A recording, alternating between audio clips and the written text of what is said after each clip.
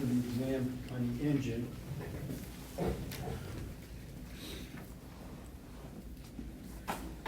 Things we talked about early on. Obviously, the 4 strokes of engine operation. You take the pressure, the power, exhaust. What the piston's doing, what the valves are doing. What bore is, what stroke is, what compression ratio is, engine displacement, what that is, top dead center and bottom dead center.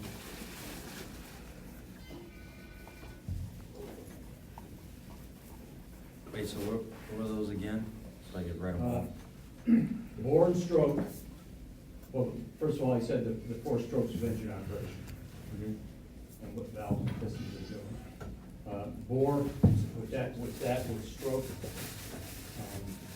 Compression ratio, engine displacement. So far, is there anything, anybody needs an explanation on?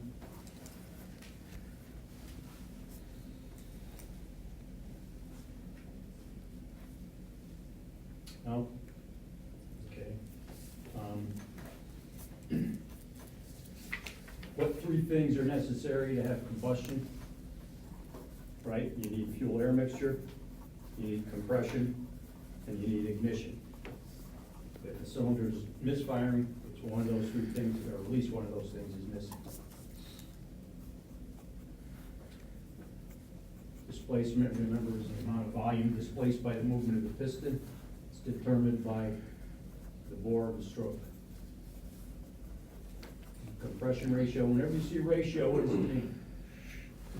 Comparison. A compression ratio is a comparison of fuel and air mixture volume when the piston's at bottom dead center to the volume where it's at top dead center.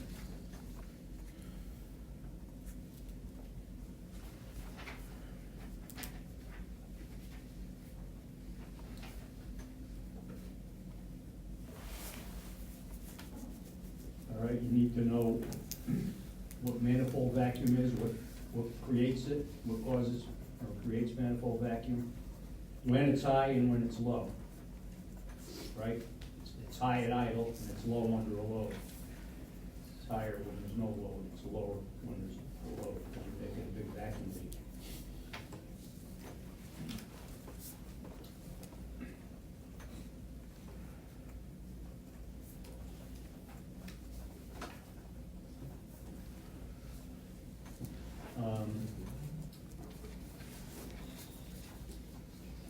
One of the things, one of the main things a computer car does is it controls combustion.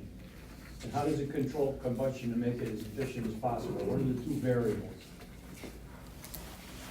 Ignition timing? Ignition timing, and what else? Fuel air mixture. Fuel mixture. Computer controls the fuel injectors and it controls the spark timing.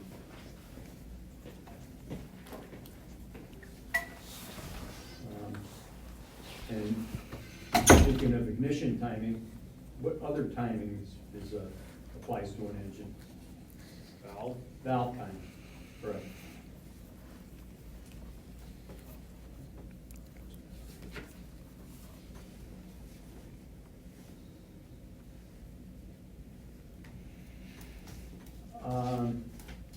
If an engine has a supercharger or a turbocharger, what do you call that? Induction. Forced induction? Forced induction. Forced induction. And how about if it doesn't have a supercharger? Naturally aspirated. Naturally aspirated. Okay, now we're gonna go to the electricity fundamentals. What's the material electricity will flow through, it's called?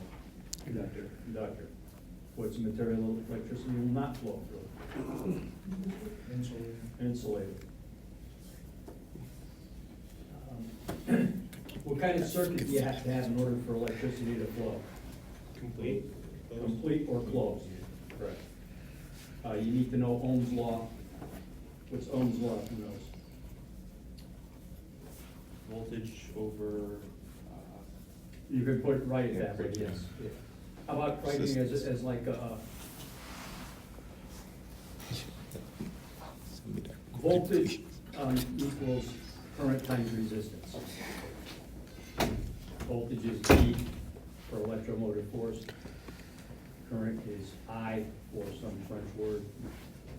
That means amperes and, or intensity or something like that. And R is resistance. What's resistance measured in? Ohms. E is electromotive force, that's voltage. I represents current flow, which is measured in amperes. R represents resistance, which is measured in Oh, ohms. you slow down a little bit.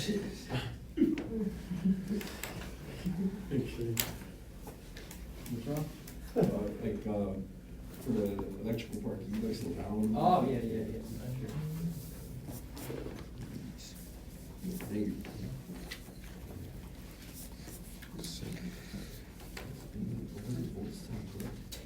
It's very late. Yes.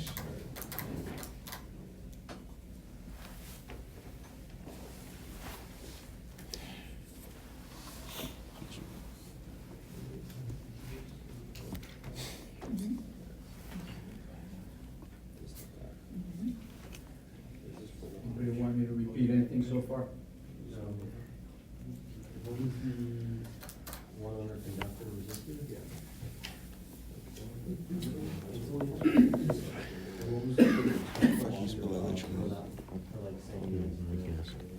Nothing is not corrected.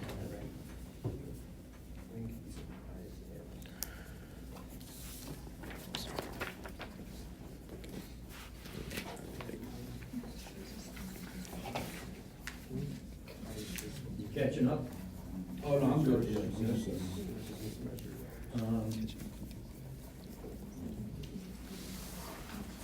Whenever current is flowing through a wire, what exists around that wire? Magnetic field. Magnetic field. Now, we got series circuits and parallel circuits. Tell me three things, three characteristics of a series circuit.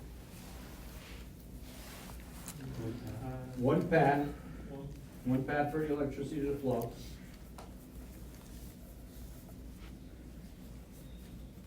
What else?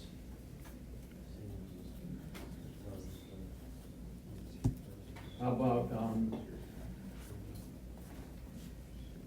voltage varies in different parts of the circuit.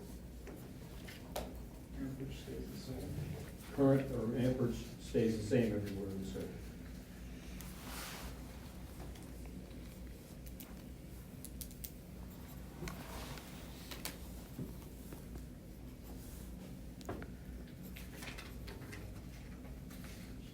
Is the amperage stays the same? Yeah, current or amperage, either means the same thing.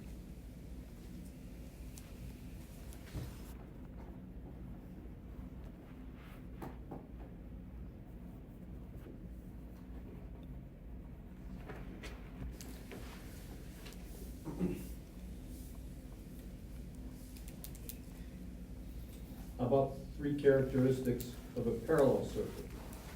Multiple paths? Two or more paths, Voltage stays the same, voltage is the same throughout the circuit, current varies. amperage or current varies.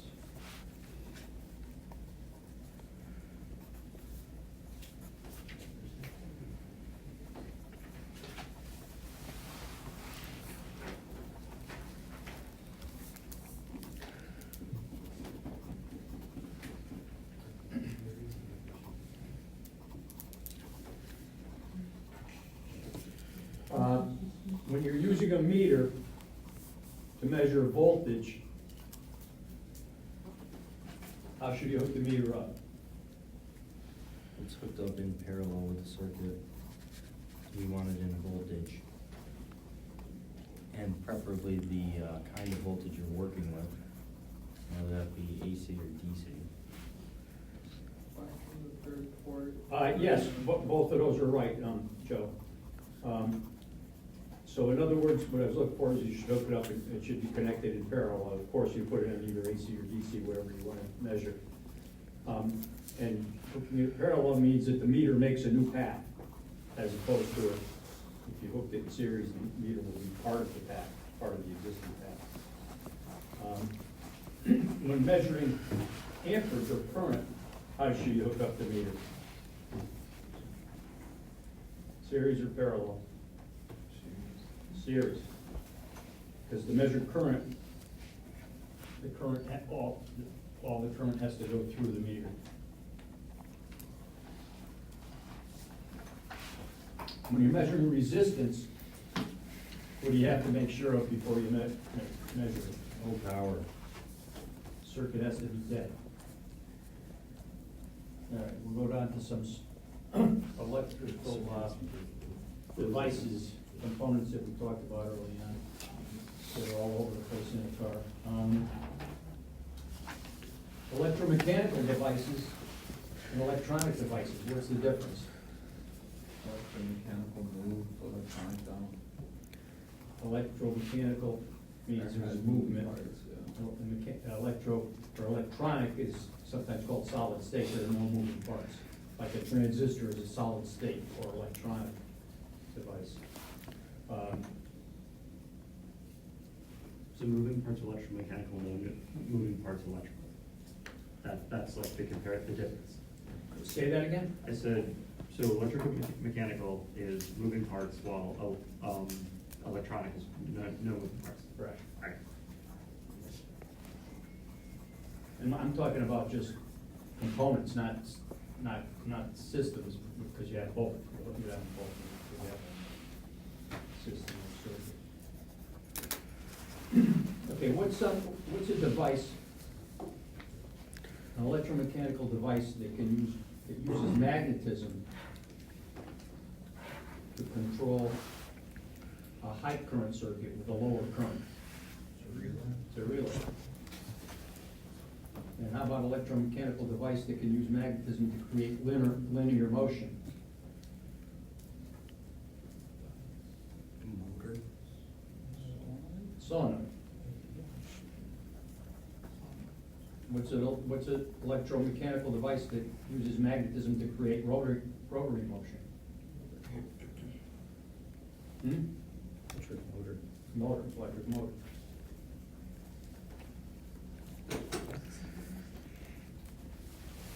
Okay, we talked about different types of signal generators. Remember, a generator is something that can use magnetism to create electricity for power. But then there are signal generators which create a small amount of electricity, not for power, but to signal something, create a signal. What are the two common ones that we talked about that are used?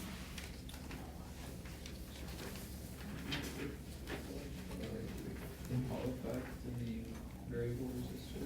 Variable. Various reluctance. Variable reluctance and Hall effect. Remember, in the variable reluctance has 2 wires, and the Hall effect has at least 3. The variable what? What? The variable what? Only if it has to. Oh, the first one? Yeah. Variable reluctance, we talked about it. It's still under electrical devices, right? Think so. Different kinds of signal generators that are used in different places, like crankshaft sensors, camshaft sensors, wheel speed sensors, vehicle speed sensors. There's 2 different common types that are used. There are a couple other types too, but there's 2 that are used in most cases.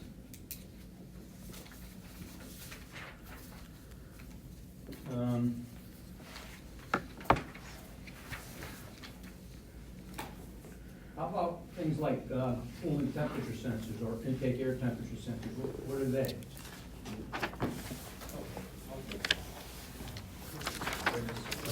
Thermistors or thermal resistors, same thing. By the way, just as if I'm on the test, and I'm gonna mention this again, if I can't read the question, it's not gonna count, all right? And if it's close, like you just said, thermostat, I think. Did you say thermostat a minute ago? Yeah. Okay, the answer is thermistor. If you put thermostat, I wouldn't say that's okay, you know what I mean? So thermal. You gotta be accurate. Thermal- Thermal resistor or thermistor, it's called. How about a throttle position sensor, or an accelerator pedal position sensor? What are they? What kind of device are they? I think we're still under electrical devices. What do they call them? What are they? Nice. What's that? They got potentiometer. Potentiometer or variable resistor. Type of variable resistor. How about a knock sensor? What kind of device is that? Piezoelectric. Piezoelectric device, right? One more time, you said easel? Piezoelectric, it's like Piezo.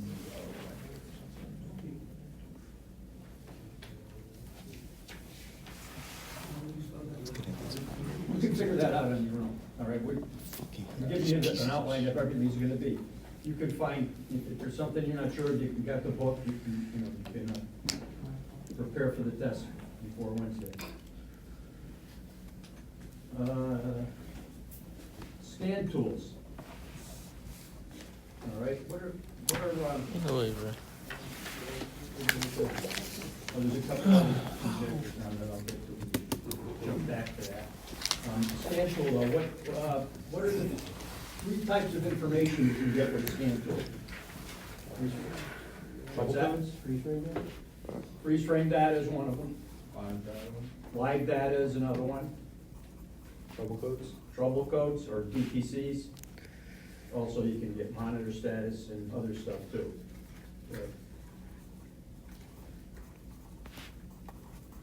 Okay, sometimes if something's wrong, you have a bad gasket under your thing, manifold, or a broken vacuum hose or something, you'll get air that gets into the engine, into the airstream after the MAP sensor, after the mass airflow sensor. And the computer doesn't know about that air, so it doesn't take it into account. How is that referred to, that type of air? It could be called that, but there's somebody else say something. Unmetered air. It could, yeah, it is unmetered air, and it could be called, it's also, what I'm thinking of is false air. It's referred to as false air. False air. Yeah, error is where? False air. Before the map sensor?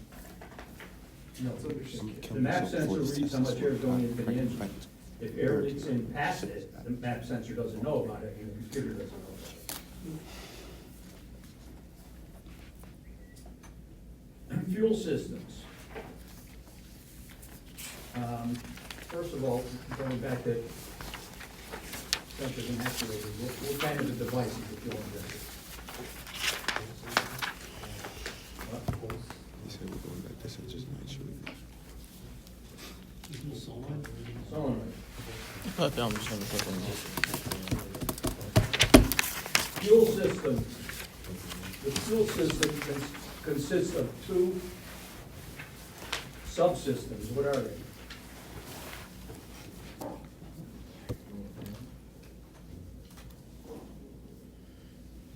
Fuel delivery and air induction.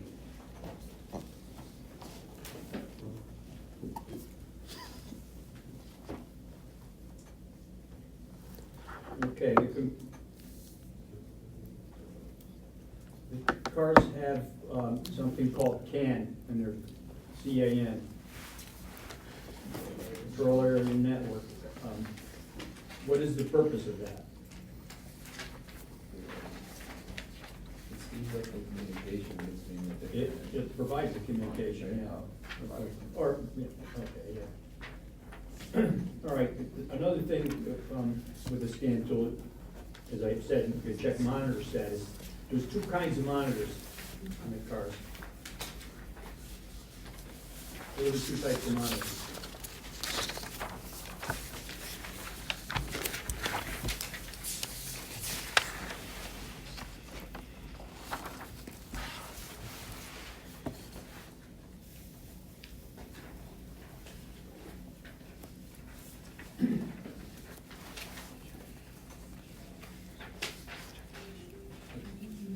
continuous and non-continuous monitoring.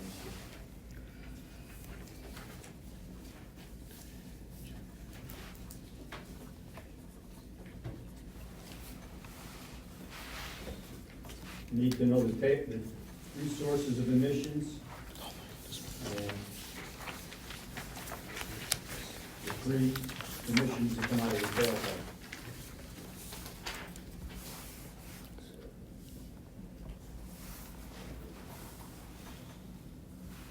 Okay, I'm gonna try to just give you what you need to know from now on here, and you can prepare for it. You'll know everything you need to.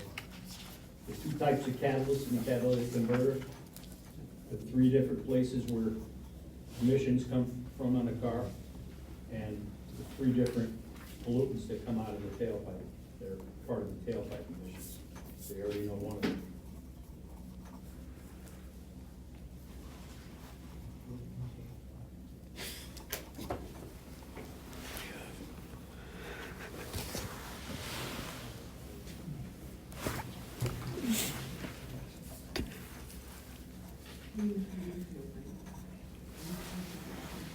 Okay, the ignition coils, what does the ignition coils do?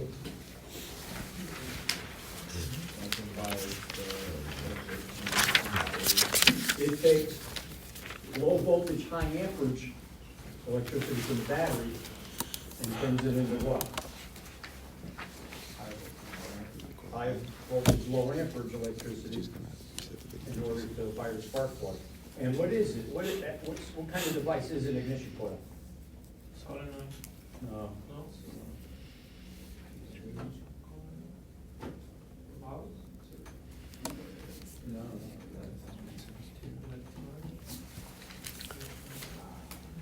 It's a step-up transformer. Right? If you have like an electric train set or car set, you have a step-down transformer. It takes voltage from your house and steps it down with safe voltage. And, but a step-up transformer, that's what the coil, ignition coil does.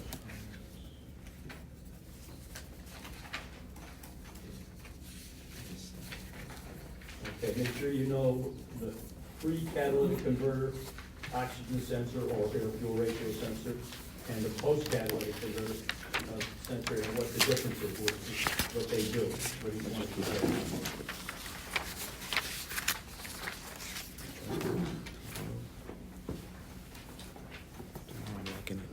Three types of catalysts we talked about.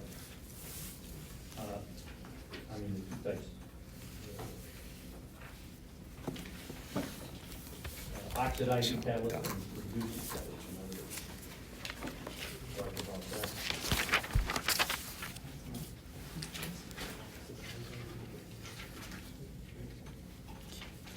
Okay, and as I said, you need to know the systems that reduce emissions from the three different sources.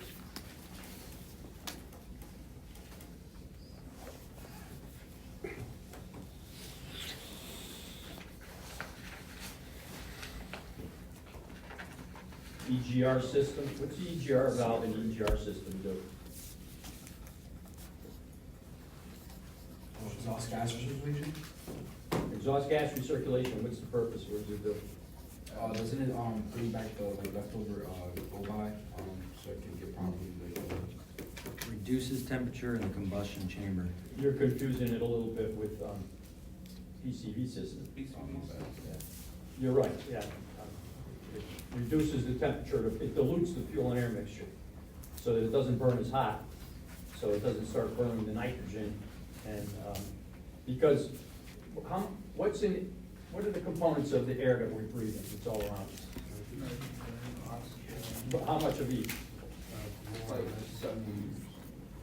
It's like 79% roughly nitrogen, roughly 20% oxygen.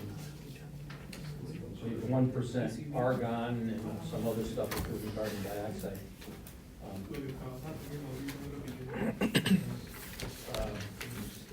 So the air that goes in the engine is needed because the oxygen is what's needed to burn the fuel, but there's also all that nitrogen, a lot more than oxygen. And if it starts burning, if it gets hot enough in there to burn enough, then you get NOx emissions. oxide of nitrogen, NO, with a little X.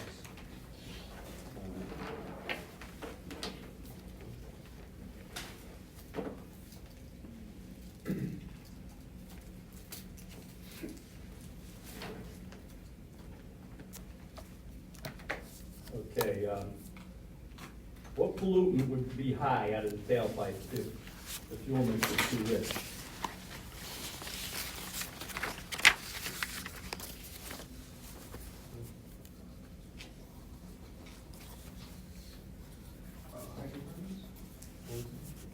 Nope. If the fuel mixture's too rich, the fuel will burn to a point, and then when it runs out of oxygen, rich is less oxygen. And if the fuel will burn and it'll stop burning before it's finished burning, because there won't be enough oxygen left to support it. So, yes, Does it need carbon monoxide? carbon monoxide.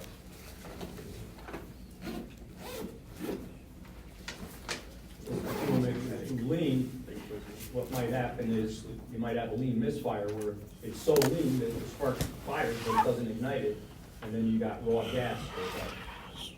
That would be NOx, right? No, that's hydrocarbon. Excuse me. NOx is what we just talked about, if the combustion chamber temperature is too hot.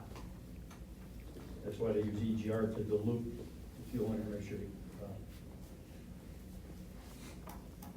What do you call it when a cylinder doesn't fire?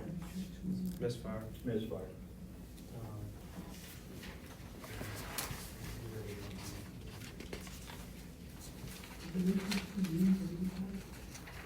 Well, if the mixture's too lean, that means there's not enough gas for how much air there is. If you ever took like a lighter or a grill lighter or something when it's almost out of fuel, and it just sparks and sparks and sparks, but it won't ignite, that means that whatever little fuel is coming out is unburned. Unburned fuel is hydrocarbons.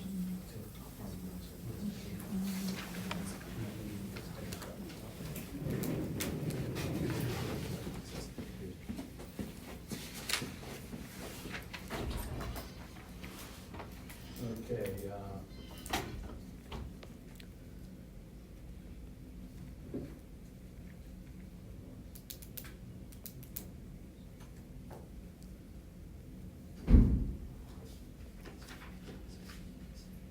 accelerator double position sensor, again, what kind of device is that?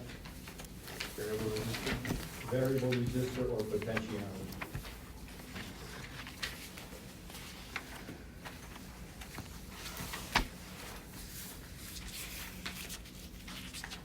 Okay, what do you call, for gasoline, the ideal fuel mixture is 14.7 parts of gas to 1 part of air. Excuse me, 14.7 parts of air to 1 part of gas. And what do you call that mixture? Stoichiometric fuel mixture. And that's by weight, 14.7 parts of air to 1 part of gas by weight, not by volume. Okay, give me an example of a lean fuel mixture. Like 16 to 1, 17 to 1, Good. How about a rich fuel mixture? 10 to 1. 10 to 1, 12 to 1.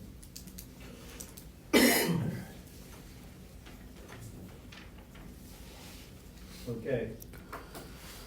The purge valve on a car, is it normally open or normally closed? Normally closed. The vent valve, normally open or normally closed? Open.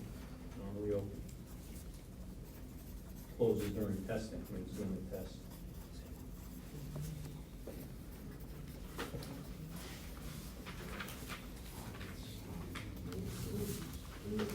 You know what pulse width is and how so many things like fuel injectors and fuel pump motors and all kinds of other things like pulse width modulators. You know what pulse width modulation is?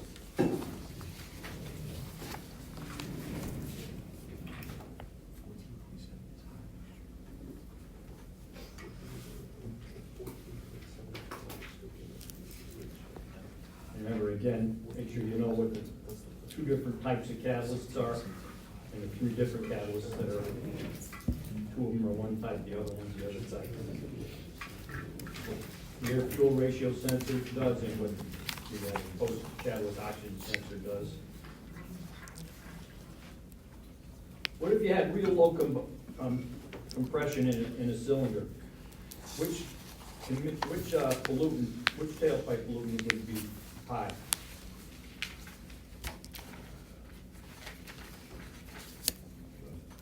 What happens, think of it like this, if compression is real low, what's gonna happen?